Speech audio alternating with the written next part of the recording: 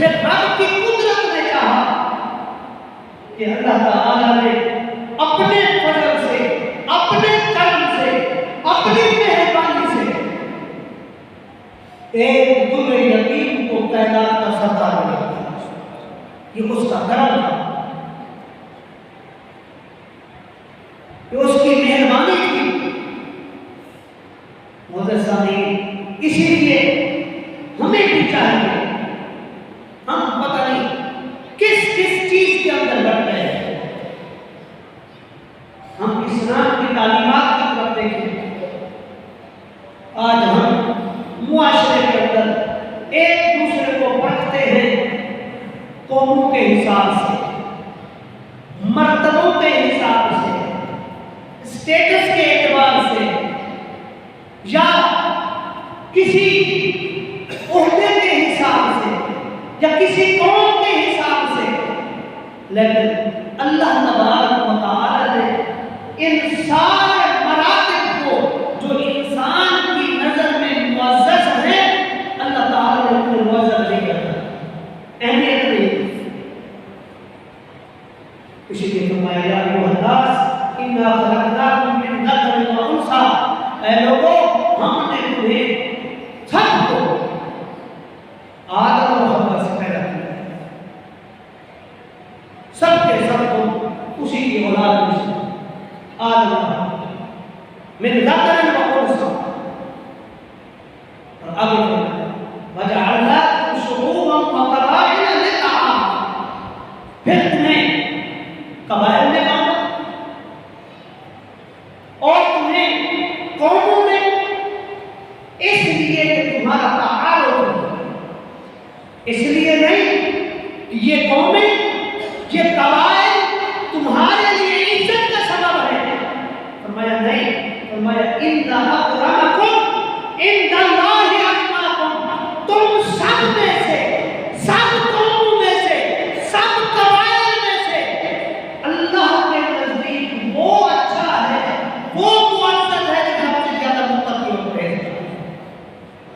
اب اسی لیے اللہ تبارک و تعالی نے تقوی اور پرہیزگاری جو ہے وہ کسی خاص قوم کے ساتھ خاص نہیں تھی، بلکہ اللہ تبارک و تعالی نے فرمایا، اللہ کے حبیب نے فرمایا من جد وجد، جس نے کوشش کی اس نے پا لی، جو کوشش کرے گا اس کو یہ ملے گا، وہی رب کے ہاں معزز و مکرم کہے گا۔ لیکن آج ہم ایک دوسرے کا مذاق بھی اڑاتے ہیں اور ایک دوسرے کی غیبت بھی کرتے ہیں، اور یہ غیبت کرنا کتنا بڑا گناہ ہے، اور اس کو قرآن میں اللہ تبارک و تعالی نے فرمایا کہ کسی کی غیبت کرنا ایسے ہے جیسے اپنے مردہ بھائی کا گوشت کھانا۔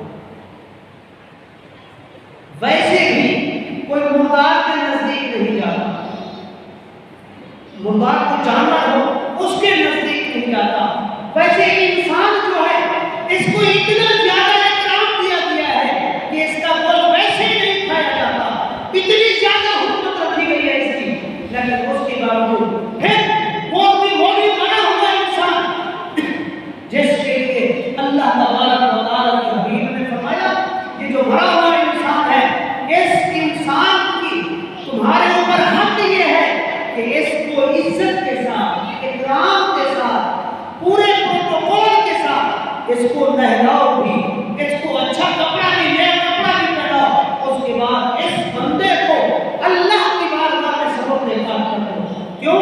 یہ اس کو اللہ تعالیٰ نے عزت دی ہے۔ فرمایا لیکن جو غیبت کرتا ہے گویا ایسے ہے کہ آپ نے اسی مردہ بھائی کا گوشت کھایا ہے۔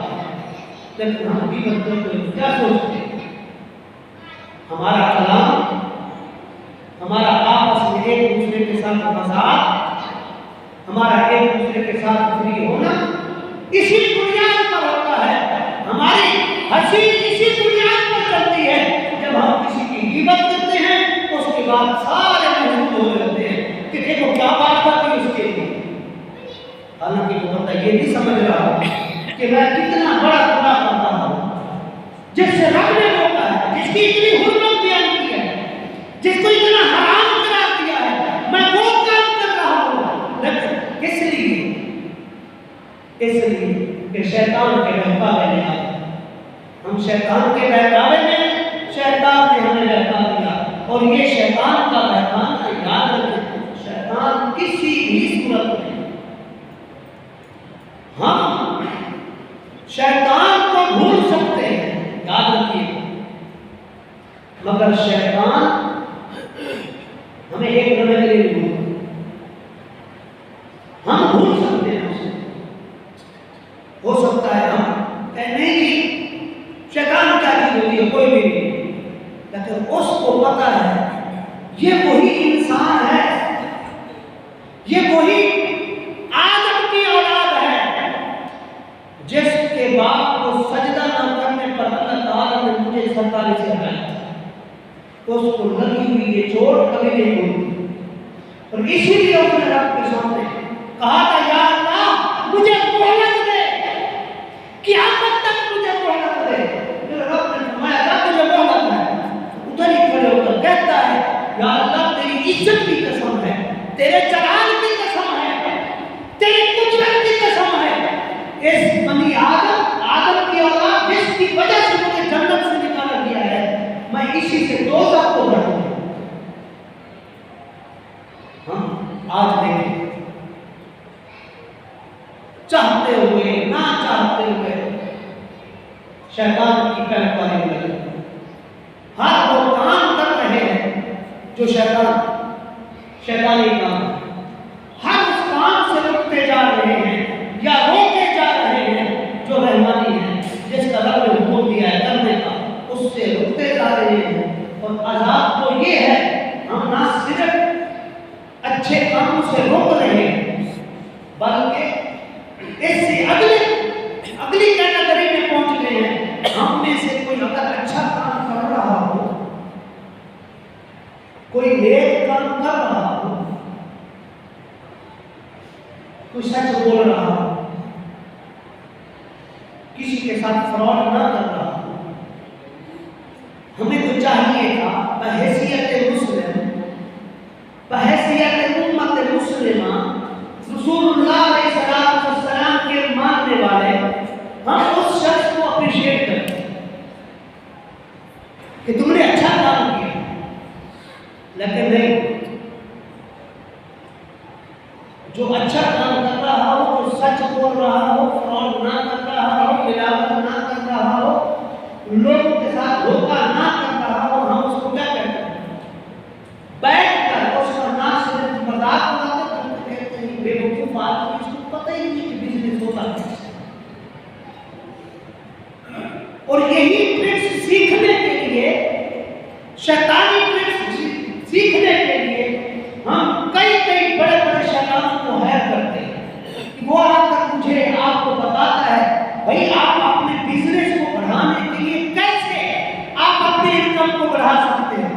یہ کریں، یہ شیطانی کریں، یہ شیطانی کریں، یہ شیطانی کریں، کسی کا مال لیں، کسی کا کیا کریں، کسی کو کیا کریں. ہم اس کو کیا کہتے ہیں؟ پروفیشنل آدمی. کیوں؟ کیونکہ حرام خوریاں کر رہا ہے، بڑے طریقے سے کرتا ہے. اب جو سچ بولنے والا، دھوکہ دہی نہ کرنے والا، ہم اس کو کیا کہتے ہیں؟ بیوقوف آدمی، اس کو پتہ ہی نہیں کہ بزنس کیا ہے، اسی لیے تو کامیاب نہیں ہے. لوگ سمجھتے ہیں یہ مال و زر کا آ جانا یہ کامیابی ہے، یا تو ہم سمجھتے ہیں کہ ہم اتنا پیسہ کما رہے ہیں اس سے ہماری پوری ہوگی. اللہ کی قسم، قرآن کریم میں اللہ تعالیٰ فرماتے ہیں جتنا بھی تم کر لیتے ہو، کیا تم یہ سمجھتے ہو کہ تم اپنا پورا کر سکتے ہو؟ فرمایا نحن نرزقکم وإیاہم، ہم تمہیں اور تمہاری اولادوں کو ہم رزق دیتے ہیں، اگر نہ دیتے تو تم کر کے دکھا دو. آپ کے سامنے ہو انسان جب غلط کام کی طرف جاتا ہے، چاہے اس کی لاکھوں میں آمدنی ہو، لیکن جب اللہ تعالیٰ برکت نہیں دیتا، لاکھوں کی آمدنی ہوتی ہے لیکن 20 تاریخ سے پہلے ہاتھ خالی ہو جاتے ہیں. کیوں ہو جاتے ہیں؟ کیا کوئی سونے کے دیوارے کھاتا ہے، یا کوئی ایسی خوراک استعمال کرتا ہے جو دنیا نہیں کر سکتی؟ نہیں، وہی بھائی لیکن وجہ کیا ہے؟ لیکن برکت جب جھکتی ہے تو اس کے گھر کے اندر کوئی نہ کوئی مصیبت آ جاتی ہے. پتہ چلا کوئی بیمار ہو، بیوی بیمار ہو، بچے بیمار ہو گئے. پتہ چلا آمدن تھی لاکھوں میں 2 لاکھ کی 3 لاکھ کی. پتہ چلا 10 تاریخ کے بعد کوئی ایسا یہ ہوا 10 سے 20 کے درمیان میں ایسا ہوا کہ جیب کے اندر ٹکا لے رہا، پھر کسی کے سامنے بیٹھا ہوا ہے، بھائی مجھے دے دو، میں تمہیں دے دوں. اب ایک ایسا بندہ جو فراڈ نہیں کرتا. برکت کیا ہوتی ہے؟ ہم کہتے ہیں برکت نظر نہیں آتی. برکت یہی تو ہوتی ہے کہ آپ کم کما کر آتے ہیں، رب یہ برکت دیتا ہے کہ اللہ تعالیٰ کسی مصیبت میں ہی نہیں ڈالتا. یہ برکت نہیں تو کیا ہے کہ اللہ تعالیٰ کسی مصیبت میں نہیں ڈالتا. آپ کا کام سکون سے مہینہ گزر رہا ہے، آپ پر بنا کر آفت نہیں آتی، آپ کے کچھ دوسری کوئی پھٹی بھی آ جاتی ہے آپ کے درمیان، جس سے آپ کا مہینہ عزت کے ساتھ گزر جاتا ہے. پھر آپ اگلے مہینے میں پہنچ جاتے ہیں جس سے آپ کے پاس رزق پھر آ جاتا ہے. ایک بندہ کہے میرے پاس اس کا برکت کہاں سے آئے گی؟ جب میرے آقا علیہ السلام نے فرمایا جس کے کھانے کے اندر، فرمایا جس کے ماکل، ماکل کہتے ہیں کھانے، ملبس کہتے ہیں لباس، مسکن کہتے ہیں رہائش، جس کے ماکل، ملبس اور مسکن کے اندر حرام شامل ہو جائے تو بندہ کبھی بھی کرنے نہیں کرتا. اور ہم ان 3 چیزوں کو دیکھیں تو ہم ایسے جگڑے ہوتے ہیں. انہیں 3 چیزوں کہاں سے لا رہے ہیں پتہ نہیں. بیٹا اگر لے کر آیا ہے آپ کر دیے باپ کو، آپ کو اس نے کوئی پیسہ دیا ہے، اس کے بعد میں پوچھنا دوبارہ نہیں کیا، یہ نہیں پوچھا میرے بیٹا کیسے لے کے آیا، کیا کر کے آیا، کہاں سے نہیں. اس کو صرف اور صرف ایک چیز دے کے آ گیا، بس گھر میں آ گیا، میری جیب میں تک پہنچ گیا، بس یہ نہیں دیکھا کہ حلال کا ہے کہ حرام. یہ نہیں پوچھتے کہ بیٹا تیری تو اتنی تو تنخواہ ہے کہ تیرے پاس اتنا آیا کیسے، کہاں سے لیا. پتہ چلا رات کو بیٹے نے کسی نے کڈنیپ کیا، کسی کو کڈنیپ کیا، یا کسی نے چھین لیا، چاہتے ہوئے مسافر کو پکڑ لیا، راستے میں کھڑے ہو کر کسی کی پاکٹ مار لی. ہم جب نہیں پوچھتے تو اس کے بعد کیا ہمارا ماں کو کھا رہے ہیں، نبالا جا رہا ہے، حرام کی ملاوٹ ہو گئی. رسول اللہ علیہ السلام نے فرمایا جس کے کھانے کے اندر حرام شامل ہو جائے اور اس کھانے سے جسم کے اوپر گوشت آئے، فرمایا اس گوشت کے اوپر سب سے بڑا جہنم کی آگ. ہم آپ اپنے آپ کو بڑا یہ سمجھتے ہیں نہیں ہم بہت اچھا کام نہیں. یاد رکھیں ہمیں ہمیشہ چاہیے کہ ہم اپنے کھانے 3 چیزیں جو ہیں ماکل، ملبس اور مسکن، اپنا کھانا، اپنا پہننا اور اپنا رہنا، ان چیزوں کو اگر ہم حلال کر دیں، ان میں حرام کی ملاوٹ نہ ہونے سے تو اللہ تعالیٰ رزق برکت عطا فرماتا ہے. اللہ تعالیٰ ہم سب کو رزق حلال طیب وسیع عطا فرمائے. اللہ تعالیٰ ہم سب کا ماکل، ملبس اور مسکن حلال فرما دے.